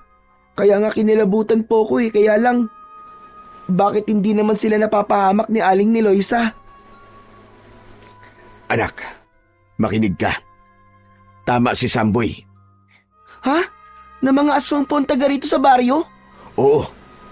Yun din ang sinabi sa akin ng nanay niya. Kaya nga, ang kailangan natin ay mag-ingat. Pero pa, kung aswang po sila, ba't di pa po tayo umalis dito? Hindi na tayo basta makakaalis, anak. Samantala, minsan pa ay may pinag-usapan sina Martin at Saldo. Naroon noon si Aling ni Loisa sa lugar ng pinuno ng mga aswang. Dahil may pagkakataon na ginagawang utusan din nila ang babae, narinig niya ang pinag-uusapan ng mga ito. Naiutos mo na ba ang sinabi ko, Saldo? Oo, Martin. At nagawa na nila. Magaling. Kaya wala nang dahilan para makaalis pa sila. Oo, mananatili na sila rito hanggang sa matapos ang ilang gabi ng kadiliman. Sa pagdating ng liwanag ng buwan, hindi na tayo mahihirapan pa dahil nakahanda na. Tama ka. Kaya 2 gabi ng kadiliman na lang ang ating hinihintay. Nang makauwi si ni Loisa, ay agad na ibinalita nito kay Mang Rodan ang kanyang nalaman. Ano ba sinasabi mo ni Loisa? Tuluyan na nilang sinara ang pag-asa niyo makaalis pa rito. Teka, anong ibig mo sabihin? Ang sasakyan niyo na nalubog sa malalim na lubak, wala na. Ano ka mo? Wala na? Oo, ipinasunog na ni Martin. Tiniyak niyang hindi na kayo makakaalis pa rito. Sigurado ka ba? Oo, sabi ko naman sa'yo. Gagawin ni Martin ang lahat para sa kanyang ibig mangyari. Wala na pala akong magagawa pa. Konting sandali na lang, Rodan. 2 gabi na lang ng kadiliman ang siyang nalalabi. Huwag kang mag-alala. May naisip na ako. Handa na rin ako, Rodan. Sigurado ka? Oo, 2 lang ibang tutulong sa'yo kundi kami ni Samboy. Ikalawang gabi, ninarodan sa baryo Takip Silim. Gaya ng dati, muling nakakandado ang bahay ni Eloisa. Tiniyak ng babae na hindi makakalabas si Rodan at hindi makakapasok ang anumang nilalang mula sa labas. Malalim na ang gabi nang muling marinig ni Rodan ang kakaibang ingay. Kaya napabangon siya at agad na inalis ang sinturon na nasa kanyang bewang. Pagkaalis niya sa sinturon, ay gano'n na lang ang gulat niya nang ang sinturon ay nagliwanag at naging matigas na parang isang espada. Totoo ba itong nakikita ko? Parang espada ang sinturon na ibinigay sa akin ni Apo Lucas. Hinawakan yon ni Mang Rodan at tila may puwersang humihila sa kanya upang lumabas siya ng bahay. Malakas ang puwersang yon, kaya lamang ay nakasara ang pintuan. Hahatawin sana ni Rodan ang kandado ng pintuan gamit ang mahiwagang sinturon nang marinig niya ang boses ni Eloisa. Wag, Rodan! Wag mong gawin yan! Napalingon si Rodan. Nagising si Eloisa dahil marahil sa ingay ng mga aswang na nasa labas ng bahay. Pero Eloisa, natitiyak kong mga aswang ang mga nagkakandaingay sa labas ng bahay niyo. Oo, tama ka. Nagpipilit silang pumasok dito sa bahay dahil naaamoy nila kayo ni Chico. Bakit mo ko pinipigilan? Dahil maling harapin mo ang mga aswang. Pero hindi mo ba nakikita tong hawak ko? Hindi ito pangkaraniwang sinturon. May taglay itong kapangyarihan. Bigay ng isang kaibigan. Ngayon ko lang naintindihan ang mga sinabi niya sa akin na tungkol dito. Kapag dasaktan mo ang mga aswang na nasa labas, makakarating kay Martin ang tungkol doon at maaaring masira ang naisip kong plano. May naisip kang plano? Oo, Rodan. Mas magiging mainam kung sa huling araw ng kadiliman, gagawin natin ang paglipol sa mga aswang kung saan naroon ang lahat ng kampo ng dilim. Mukhang may punto ka ni Eloisa. Kaya nga, maling harapin mo ngayon ang mga aswang na nasa labas dahil iilan lang sila. Ang kailangan natin ay malipol silang lahat. Nakuha ni Rodan ang ibig mangyari ni Eloisa, kaya maghihintay sila ng sinasabing huling gabi ng kadiliman. Bago dumating ang naturang sandali na sinabi ni Eloisa na gabi ng kadiliman, ay nagplano sila ni Rodan. Hindi na nila maaaring itago pa sa mga bata ang tungkol sa bagay na yon. Sila man ay makakatulong para magtagumpay ang kanilang misyon. Inisa-isa ni Eloisa ang naisip niyang dapat gawin. Nagbigay na rin ng kanyang suwestyon si Mang Rodan para sa kanilang plano. Hindi nagpahuli ang dalawang bata dahil may kanya-kanya rin silang sinabi na posibleng makatulong. Ilang oras din ang kanilang naging pag-uusap para maging maayos at hindi yon pumalpak. Dahil kapag nasira ang kanilang plano, ay pare-pareho silang mapapahamak. O ano, malinaw na ba sa inyo lahat? Oo, Rodan. Alam ko na ang gagawin natin. Chico, Samboy, kailangan huwag kayo maghiwalay. Dahil ikaw, Samboy, ang poprotekta kay Chico. Opo, Man Rodan. Ayos. Basta lagi tayo magkasama ha, Samboy. Oo naman. Partner tayo, di ba? Apir! Nagkatawanan pa ang dalawang bata. Para sa kanila'y tila isang paglalaro lamang ang kanilang gagawin. Kaya pinaalalahanan nito ni Eloisa. Samboy, anak. Isipin mo lagi na hindi ito paglalaro lamang. Kaya dapat seryosohin nyo ang mga gagawin nyo. Nagkakaintindihan ba tayo, anak? Alam ko po yun, Inang. Medyo pinapagaan lang po namin ang sitwasyon para hindi kami mataranta ni Chico. Oo nga po, Aling Eloisa. Pero seryoso po kami ni Samboy. Gagawin namin ng tama ang napag-usapan natin. Mabuti naman kung ganon. Ngayong malinaw na sa atin ang lahat, maghihintay na lang tayo ng tamang oras Bukas na ang huling gabi ng kadiliman. At pagkatapos nun, ay liliwanag na ang bilog na buwan. At yun na ang hinihintay na sandali ng mga aswang. Pero bago pa dumating ang pagsikat ng buwan, kailangan kumilos na tayo. Makakatulong ang kadiliman para magawa natin ang ating plano. Bahagi ng gagawing paghahanda ni Eloisa ay isinalang niya sa apoy ang isang kawali. Nilagyan yun ng isang boteng langis mula sa nyog. Iinitin niya yun at hahaluan ng mga halaman na kinatatakutan ng mga aswang. Kapag napaghalo niya na yun at napalamig na, ay ipapahid nila yun sa kanilang buong katawan. Sige na, simulan niyo nang ipahid sa inyong katawan ang niluto kong langis. Inang, madulas po ito. Oo nga po, Aling Eloisa. Para po kami maliligo nito sa langis ng nyog. Ano bang gusto niyo? Ang magtagumpay tayo o maging biktima kayo ng mga aswang? Sige, sabihin niyo. Siyempre po, ang magtagumpay po tayo, Inang. Huwag na nga tayong magreklamo, Samboy. Kung para sa kaligtasan natin tong pagpapahid ng langis ng nyug sa katawan natin. Sige na, gawin nyo na. At kami naman pagkatapos nyo. Kailangan makapaghanda na tayo. Sayang ang oras. Kumilos na ang dalawang bata. Nang matapos silang magpahid ng langis sa buong katawan, ay sumunod na sina ni Eloisa. Subalit nang magpapahid na si Rodan, ay pinigilan siya ng babae. Teka, Rodan, hindi ka kasama. Pero sabi mo, kapag ipinahid ko sa aking katawan ang langis na to, ay hindi tayo maaamoy ng mga aswang.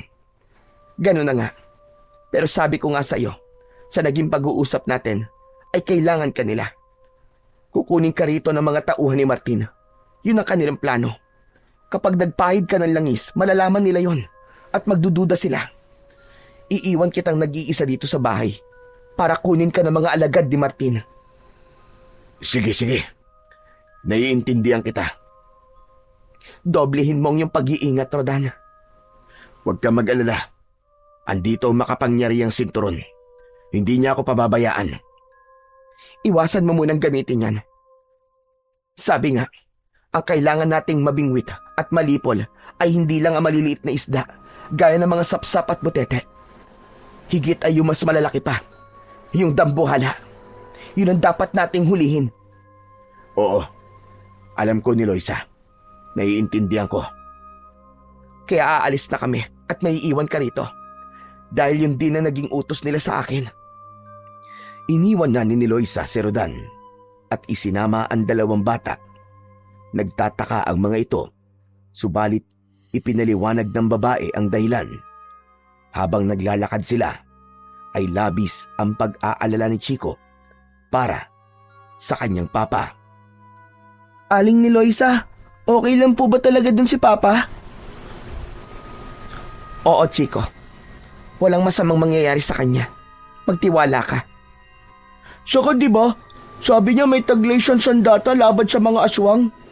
Oo, yung sinturon niya yun, Samboy. Kaya hindi ka dapat mag-alala sa papa mo. Sige na nga, saka ipagpipray ko na lang si Papa na sana walang masamang mangyari sa kanya. Oo, tama yun. Sasamahan pa kita, Chico. Parehas tayo magdadasal. Samantala, sa lugar ng mga aswang na pinamumunuan ni Martin at Saldo, magpadala ka ng mga tao na magpapaalala kay ni Eloisa. Oo, Martin. Gagawin ko. Kailangan makuha na natin ang estrangherong yon. Uunahin natin ay ang lalaki. Dapat na siyang madala dito sa atin para sa ating pagtitipon bago pa matapos ang gabi ng kadiliman. Nag-iisa na si Rodan sa bahay ni Eloisa nang maramdaman niyang may mga yabag na dumating. Isa lang ang naisip niya. Dumating na ang mga tauhan ng pinunong aswang para kunin siya. Gagamitin siya para gawing alay sa pagtatapos ng gabi ng kadiliman. Malayang nakapasok ang mga inutusang tauhan. Teka, sino kayo? Anong kailangan nyo? Huwag ka na magtanong. Kayo ba ang inutusan ni Martin at Saldo? Sabi naman sa'yo, huwag ka na magtanong. Tumahimik ka na lang. Hinawakan ng dalawang lalaki ang magkabilaang kamay ni Rodan. Isa ang naglagay ng takip sa kanyang mata at meron ding nagtali sa kanyang mga kamay. Teka, saan niyo ako dadalhin? Ang kulit mo rin ano? Sabi ko na huwag ka na magtanong eh. Nagpupumiglas si Mang Rodan, kaya nahirapan ang mga lalaki na dalhin ito. Kaya isang malakas na suntok sa sikmura ang pinakawalan nito. Labis na nasaktan si Mang Rodan. Nanghina ang kanyang katawan at nawalan ng malay.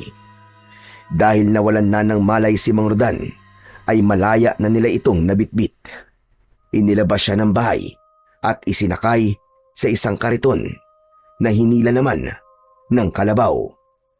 Saka dinala sa lugar ni na Martin. Mula sa kalayuan ay nakita ni na Niloisa at dalawang bata ang ginawang pagkuha ng mga tauhan ni Martin kay Mang Rodan. Kaya walang tigil sa pag-iyak ang batang si Chico. Akala ko po ba, Aling Niloisa, walang mangyayaring masama sa papa ko. Pero bakit ganun? Kinuha po siya ng mga masasamang lalaki na yon. Tinangay po nila si papa. Oo nga po, Inang. Baka mapano po si Mang Rodan. Chico, Samboy anak, alam ni Rodan na mangyayari yon. Dahil nasabi ko yon sa kanya. Hindi ko po kayo maintindihan eh. Paano po kung patayin po nila ang papa ko? Kaya nga ang gagawin natin ay ililigtas natin ang papa mo. Po, ipinahuli niyo po si papa para iligtas po natin. Bakit po ganun? Kailangan makapasok sa lugar na pagdarausan ng pagdiriwang at pag-aalay ang papa mo. Dahil naroon ang mga pinuno na dapat patayin. Ang papa mo ang siyang gagawa noon. Tapos, tayo po, Inang. Ano po gagawin natin? Tayo ang poprotekta kay Rodan. Kaya nga, pinagpahid ko kayo ng langis. Dahil hindi nila tayo maaamoy at malaya tayo makakapasok sa loob para tulungan ang papa ni Chico. Naiintindihan niyo na ba ako ngayon? Basta, kailangan po walang masamang mangyari sa papa ko. Titiyakin natin yon, Chico. Kaya nga makinig kayong maigi sa mga sasabihin ko at kung anong dapat nating gawin. Walang dapat na magkamali at walang dapat sumablay. Nang madala na si Rodan sa lugar na bulwagan para pagdadausan ng magiging seremonya sa pagtatapos ng gabi ng kadiliman, ay inihiga na nila si Rodan sa isang malapad na mesa sa gitna ng bulwagan. Nag-utos na si Martin upang lumabas na ng kani-kanilang lungga ang mga aswang. Sumunod naman ang mga inutusan. Isa-isang kinatok ang mga bahay upang lumabas na ang mga ito. Kasunod nun ay ang pagtunog ng tambuli. Hudyat na sa konting sandali ay gagawin na nila ang kanilang seremonyas. Nakapasok na rin ang grupo ni Niloisa sa loob ng bulwagan. Dahil sa langis na ipinahid sa katawan ay hindi sila naaamoy ng mga aswang. Kaya nagkunwari silang kalahi din ng mga ito. Kumilos sila gaya ng mga aswang na naroon. Galingan niyo ang ginagawa niyong pagkukunwari para hindi sila magduda. Opo, Inang. Ang hirap pala magkunwaring aswang. Basta kaya mo yan, Chico. Kailangan nating galingan para sa papa mo. Oo, Samboy. Dapat nating mailigtas si papa. Napuno na ang bulwagan ng iba't ibang uri ng aswang. Samantala si Rodan na nasa gitna ng isang lamesang kahoy ay tinakpan ng isang itim na tela. Wala pa rin itong malay. Patuloy ang pagtunog ng tambuli na sinundan ng sunod-sunod na tunog ng tambol. Pahiwatig na malapit na ang pagsisimula. Ang kadiliman ay lalong namayani. Walang liwanag na makikita mula sa bulwagan. Ang nagiging tanglaw lang nila ay ang maliit na liwanag mula sa mga sulo na naroroon. Subalit hindi sapat yun upang magbigay ng tanglaw sa kanilang bulwagan. Labis na ang pag-aalala ni Niloisa dahil tanaw niya na hindi gumagalaw si Rodan sa ilalim ng itim na tela. Kaya inutusan niya si Samboy. Anak, Kailangan makalapit ka kay Rodan. Po, anong gagawin ko, Inang? Kailangan gisingin mo siya. Mukhang matindi ang ginawa sa kanya ng mga alagad ni Martin. Kaya hanggang ngayon ay wala pa rin siyang malay. Sige po, Inang. Gagawin ko po yun. Ipaamoy mo kay Rodan ang halamang ito upang magkaroon siya ng malay. Kapag nagkamalay na siya, sabihin mong maghanda na siya dahil sa maikling sandali ay magsisimula na ang seremonyas. Gagawin na siyang alay. Hindi dapat maibaon sa katawan niya ang balaraw ng kadiliman. Dahil kapag naibaon yun sa katawan niya, wala na tayong magagawa pa para iligtas siya. Naku po, sinasabi ko na nga ba eh. Mapapahamak talaga ang papa ko. Chico, akong bahala. Kaya nga pupuntahan ko ang papa mo para magising na siya at hindi magawang sakta ni Martin. Galingan mo, Samboy ah. May tiwala ako sa iyo, partner. Oo, partner. Huwag ka mag-alala. Matatapos natin ang misyon na ligtas ang papa mo. Umalis na si Samboy para sundin ang utos ng kanyang inang si Eloisa. Dahan-dahan ay lumapit si Samboy sa kinaroroonan ni Mang Rodan. Tama ang inang niya. Wala pa rin itong malay. Nagtago si Samboy sa ilalim ng mesa at ng itim na tela. Ipinaamoy ang halamang ibinigay sa kanya ng kanyang inang. Saglit pa ay nagising na nga si Mang Rodan. Sino ka? Mang Rodan, huwag po kayo maingay. Si Samboy po to. Inutusan po ako ni Inay para gisingin ka dahil magsisimula na po ang seremonya. Napahaba ba ang tulog ko? Diyos ko, salamat. Ginising mo ako, Samboy. Sige po, kayo na po ang bahala. Kailangan ko na pong bumalik kina Inang. Si Chico, ang anak ko, nasan? Kasama po namin siya. Pero wag po kayo mag-alala, okay po si Chico. Kami po ni Inang ang bahala sa kanya. Wag na wag niyong pababayaan ang anak ko. Nakikiusap ako sa inyo.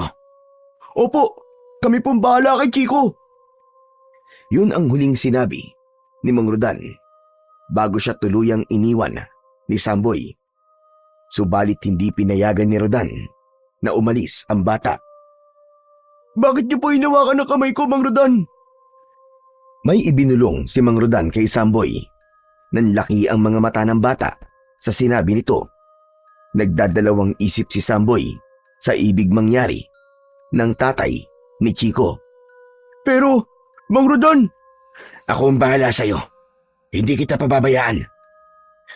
Pero, hindi po yun ang plano niyo ni Inay, di ba?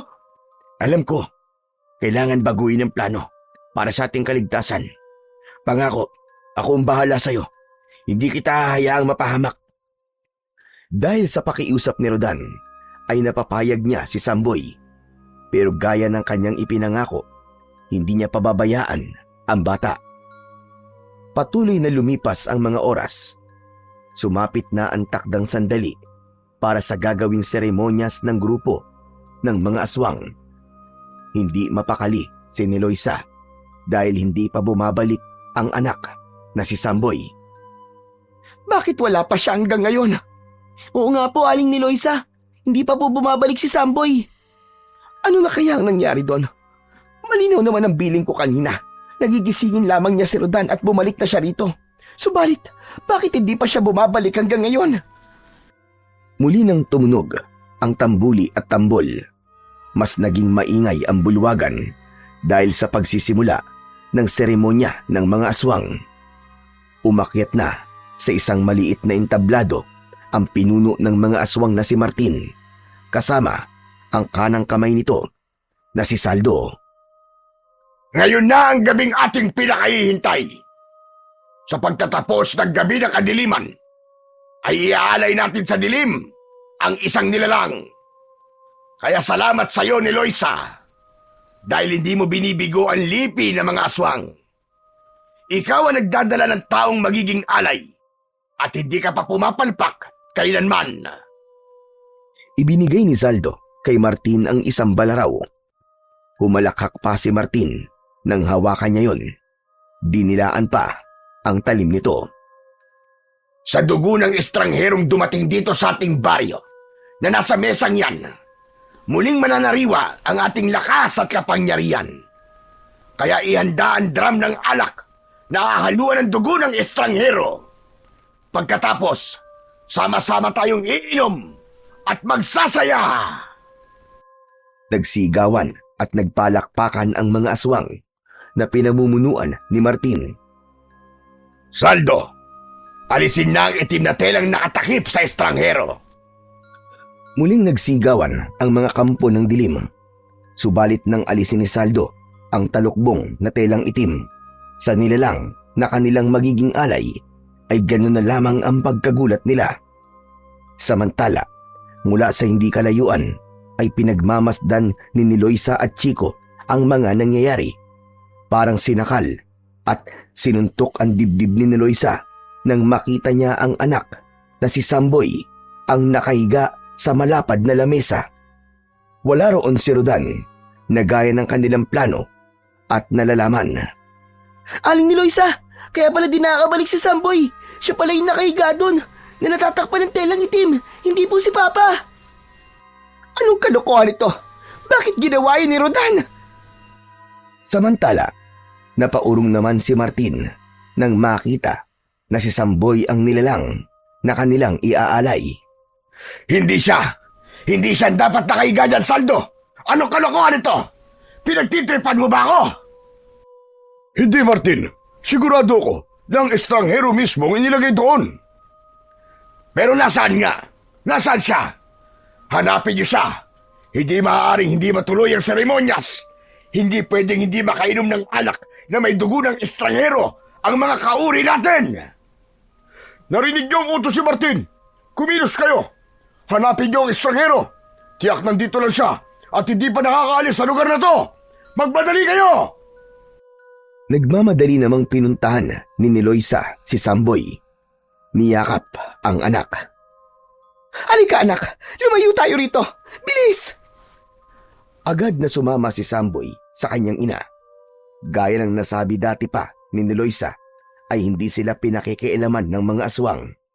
Hindi sila kailanman maaaring maging biktima ng mga ito. Kaya hindi maaaring patayin si Samboy upang gawing alay. Samantala, patuloy sa paghahanap ang mga tauhang inutusan ni Saldo. Pumasok sa kanyang kubol si Martin dahil sa naudlot na seremonyas. Saka na lang siya lalabas kapag natagpuan na nila ang estrangherong magiging alay. Nakakubli naman ng mga sandaling yon si Mang Rodan upang hindi makita ng mga aswang na humahanap sa kanya. Hindi rin siya maaamoy ng mga ito dahil nakapagpahid na siya ng langis na ginawa ni Aling Niloisa. Nagtabi siya ng langis na inilagay niya sa isang maliit na boteng sisidlan. Naisip niya yon dahil alam niyang kakailanganin niya. Kaya hindi nga siya nagkamali. Nagamit niya ang itinabi niyang langis. Habang nakakubli siya, ay dinaan-daanan lamang siya ng mga aswang. Matindi ang kadiliman, kaya hindi siya basta-basta nakikita. Tinanggal niya ang suot na sinturon at ibinaba niya sa lupa. Gaya ng dapat na mangyari, tumigas na tila bakal ang sinturon na gawa sa balat ng hayop. Ngayon ay magagamit niya na ito upang harapin ang nagkalat na mga aswang. Dahil paruot parito ang mga aswang sa paghahanap kay Rodan, kaya nang makasalubong niya ay agad niyang sinugod gamit ang kanyang sandatang sinturon. Putol lang kamay at braso ng aswang na tamaan. Tagpas din ang ulo kapag tinatamaan sa leeg. Nagkagulo ang mga aswang nang malaman ang nangyari sa kanilang mga kasama. Lahat sila ay nagtulong-tulong upang sunggaban si Mang Rodan, ngunit hindi nila kaya ang lakas at bilis nito sa pakikipaglaban. Hindi lang pala sandata ang silbi nito sinturon na to. May kakaiba ring bilis at lakas na ibinigay sa katawan ko. Sa bawat sugod ng mga aswang ay tinitiyak ni Mang Rodan na gugulong ang ulo ng mga ito o di naman kaya ay putol ang bahagi ng katawan. Sige! Mga hayop kayo, mga aswang kayo! Lumapit kayo! Para matikman nyo na ang kamatayan nyo! Samantala, ang kaguluhang yun ay nakita na ni Loisa pati na ng dalawang bata. Aling ni Loisa, si Papa ko po yun. Jack, siya po ang kalaban ng mga aswang. Tama ka, Chico. Si Mang Rodan nga. Tinupad niya ang kanyang ipinangako na hindi niya tayo pababayaan. Oo nga po, Inang. Pero hindi ko pa rin gusto ang ginawa niya kanina. Inilagay niya sa peligro ang buhay mo. Inang, kaya naman po ako pumayag dahil sabi mo nga, hindi tayo sasaktan ni na Martin. Hindi nila tayo magagawang patayin, hindi ba?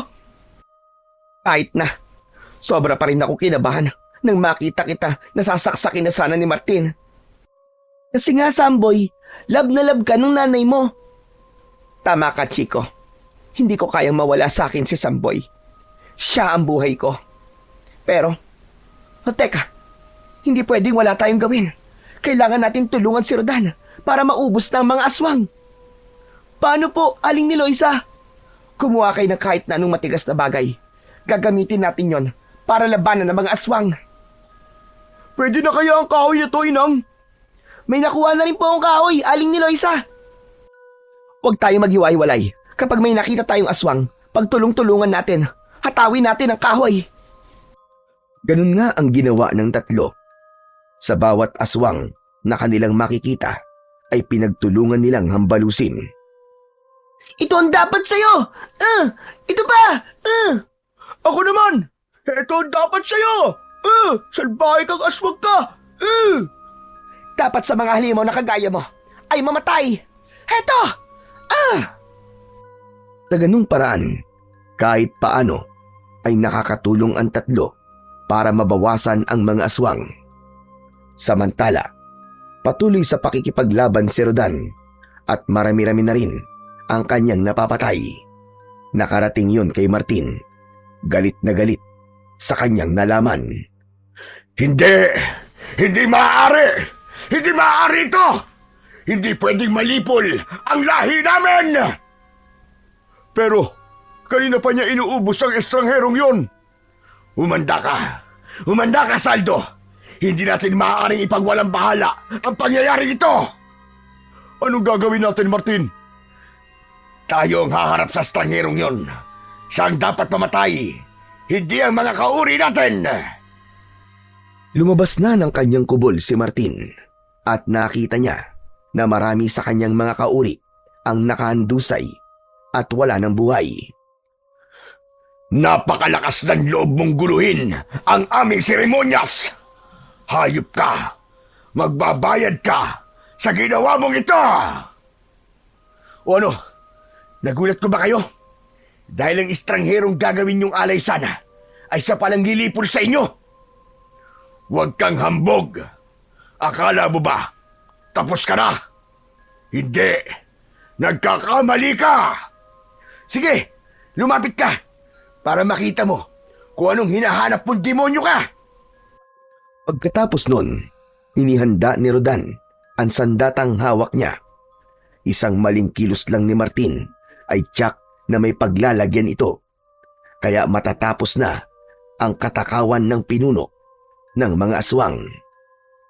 Subalit bago pa sumugod si Martin, ay nakita niya ang biglang pagbabagong anyo ng kanang kamay ni Martin na si Saldo. Naging nakakatakot na halimaw ito. Isang aswang at handang lapain si Rodan. Sige, Saldo! Bigyan mo ng leksyon ng pangahas na estrangherong yan! Patayin mo siya! Lapain mo hanggang sa gusto mo! Akala mo yata matatakot mo ko? Kahit ano pang itsura mo, hindi tatayo ang balahibo ko sa'yo. Tikman mo ang kapangyarihan ng sinturon ko! Pinaikot-ikot ni Mang Rodan sa ere ang hawak na sinturon. Saka ito inihataw sa aswang na si Mang Saldo. Tinamaan ang katawan ng aswang. Umigik ito at napasigaw dahil sa sakit. Kaya naman, sinamantala yon ni Rodan.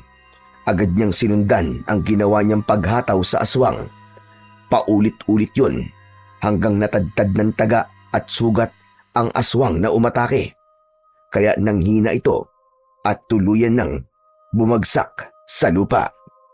Kitang-kita ng pinuno ng mga aswang na si Martin ang nangyari sa kasama niyang si Saldo. Napaurong ito at naramdaman niyang hindi pangkaraniwan ang lakas ng estrangherong nasa harap niya. O ano? Wala ka ng kawala ngayon, Martin. Ikaw na ang susunod. Nabubulagta sa lupa. Subalit pilit na nagpakita ng tapang si Martin. Hindi pa rin ito sumuko sa harap ni Rodan. Ungas! Anong bubulagtaan sinasabi mo? Hindi mangyayari yon, Gunggong. Dahil hindi mo pa lubos na kilala kung sino ang kaharap mo. Wala akong pakialam kung di pa kita ganap na kilala. Ang tanging alam ko lang, kailangan ka nang mawala para matapos ng kademonyohan mo at makaligtas na rin sa kamay mo sina ni Loisa. Ayun sa'yo na ang mag-ina kung yun ang gusto mo. Tutal, napakinabangan na namin siya. Tinugod ni Mang Rodan si Martin. Subalit sa pagsugod niyang yon ay kitang-kita niya ang pagbabago ng anyo ng pinuno ng mga aswang. Naging isang dambuhalang buhaya ito na halos sumabog sa laki ang tiyan.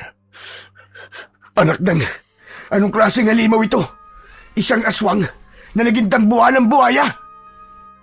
Humahampas pa ang malaki at mahabang buntot ng dambuhalang buhaya. Ginagamit niya yun upang atakihin si Mang Rodan. Subalit mabilis ito at agad na nakakaiwas. Nagwala ang dambuhalang buhaya. Ang bawat madaanan ay winawasak gamit ang kanyang bibig na may malalaki at matatalas na pangil. Dapat akong mag-ingat sa buhayang to. Pero hindi ko siya katatakutan. Kaya't tumitsyempo si Mang Rodan kung paano niya aatakihin ang dambuhalang buhayang aswang. Inihanda niya at mahigpit na hinawakan ang kanyang gamit na sandata. Pinagmamasdan niyang mabuti ang bawat kilos nito kung paano niya ito susugurin at papatayin. Matalas ang tingin ng buhaya sa kanya. Pinag-aaralan din ng buhaya ang bawat kilos ng estranghero. Samantala, kanina pa nakamasid sa kanila sina ni Loisa at ang dalawang bata. Pigil ang hininga ng mga ito dahil natatakot din sila sa posibleng mangyari kay Mang Rodan. Nag-iisip si Loisa kung paano niya matutulungan ang lalaki. Kaya kinausap niya ang dalawang bata. Makinig kayong mabuti. Kailangan natin tulungan si Rodan para madaig niya ang dambuhalang buhaya. Po, paano po, Inang? Ano pong gagawin natin, Aling ni Loisa? Lilikha tayo ng ingay para sirain ang atensyon ng buhaya. Hahagisan natin siya ng kahit na ano para mabulabog siya. Sa ganung paraan ay makakakilos si Rodan. Makakagawa siya ng paraan upang dumiskarte at makakuha ng tiyempo. Ganun na nga ang ginawa ng mga ito. Nag-ingay at naghagis ng iba't ibang matitigas na bagay papunta sa dambuhalang buhaya. Dahil sa ginawa ni Loisa ay nataranta ang dambuhalang buhaya. Nabaling ang atensyon niya sa ingay na ginagawa ni Loisa. Kaya naman, sinamantala ni Mang Rodan ang sandaling yon upang atakihin ang dambuhalang buhayang si Martin. Pinuntirya nito ang malalaking mata ng buhaya. Tinusok niya yon gamit ang kanyang hawak na sandatang sinturon. Buong lakas niyang ibinaon sa mata ng buhaya. Tumalsik pa ang masaganang dugo mula sa mata ng halimaw. Hayop ka! Demonyo ka! Tignan ko lang kung may magagawa ka pa. Ngayon bubulagin na kita. Ngayon naman, ang isa mo namang mata, ang bubulagin ko. Nagwala ang buhaya. Pumipilig-pilig ito, kaya tumalsik si Rodan nang tamaan ng ulo ng buhaya. Subalit agad naman itong nakabangon. Hinugot niya sa mata ng buhaya ang ibinaong sandata. Nagpaikot-ikot ang buhaya. Hindi alam kung saan pupunta. Hindi na ito makakita pa, kaya wala na sa tamang direksyon ang pinupuntahan nito. Habang nagpapaikot-ikot ang buhaya, ay muling humanap ng tiyempo si Mang Rodan. Alam niyang hindi niya kakayaning patayin ito kung itatarak niya ang kanyang sandata sa likod ng buhaya. Masyadong makapal ang balat nito, kaya dapat niyang maitarak ang sandata sa gawing tiyan. Kaya habang nagwawala ang buhaya, ay lumapit si Mang Rodan. Tila nagpapatintero dahil sa bilis ng galaw ng buhaya at maaaring tamaan siya ng buntot. Hanggang sa magkaroon ng pagkakataon ang lalaki, nakatsyempo siya dahil pansamantalang hindi gumalaw ang dambuhalang buhaya. Kaya buong puwersa niyang ibinaon ang armas sa tiyan nito. Pagkabao nun, ay iginalaw-galaw niya ang sandata na tila hinahalukay ang tiyan ng halimaw hanggang makalika ng malaking sugat sa tiyan. Mula sa malaking butas sa tiyan ay umagos ang masagana at malansang dugo ng buhaya. Dahil sa pangyayaring yon ay nanahimik ito na tila ba nakaramdam ng panghihina. Maya-maya pa ay tuluyan na itong tumahimik. Ganap ng pumayapa ang buhaya.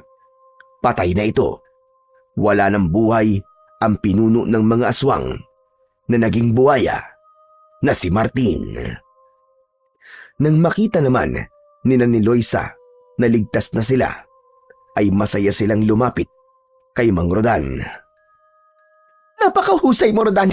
Nagawa mo. Napatay mo ang mga aswang. Pati na ang pinuno nilang si Martin. Wala na rin. Malaya na ang baryong ito. Ang galing niyo po, Mang Rodan. Para po kayo superhero. Siyempre, papa ko yan eh. Magaling talaga at matapang. Kung ano man yung nagawa ko, dahil na rin yun sa tulong nyo. Maging sa tulong ng mahiwagang sinturon na ito. Ang galing naman ng sinturon mo, Mang Rodan. Pwede siyang gawing parang espada. Parang sandata talaga ng mga superhero. Dahil wala ng panganib, kaya bumalik na sa dati ang sinturon at isinuot na yon ni Mang Rodan. Wala nang kinakatakutan nyo ni Loisa. Ligtas na kayo ni Samboy. Salamat, Rodan. Magkakaroon na rin kami ng kalayaan at makakaalis na sa lugar na ito. Ayaw na naming manirahan sa isinumpang lugar na ito. Huwag kayong mag-alala. Akong bahala sa inyo. Sa pag-alis namin dito, ay kasama kayo ni Loisa. Tutulungan ko kayo magsimulang muli. Siya nga pala, hanggang ngayon hindi mo pa rin sinasabi kung bakit hindi kayo maaaring saktan at patayin ng mga aswang. Pati na ng pinuno nila na si Martin. Ano bang meron sa inyo ni Loisa? Dahil kapatid ko si Martin, kadugo ko siya at hindi niya maaaring dungisan ang dugo namin ni Samboy ang kanyang mga kamay. Nasira ang relasyon namin magkapatid nang piliin niyang maging aswang sa kagustuhang maging pinuno at gamitin ang mga aswang na yon sa kanyang sariling kapakinabangan. Pero sa sinapit niya ngayon, wala akong pinanghihinayangan dahil siya ang pumili ng kanyang ikakapahamak. Tama lang na pagbayaran niya ang lahat ng kanyang mga naging kasalanan at kademonyohan. Sa buhay natin, tayo ang pumipili ng buhay at magiging kapalaran. Subalit huwag nating hayaan na kainin tayo ng pagiging gahaman at kasakiman. Piliin pa rin natin ang tama at lumayo sa kasamaan na magdadala sa atin sa kapahamakan.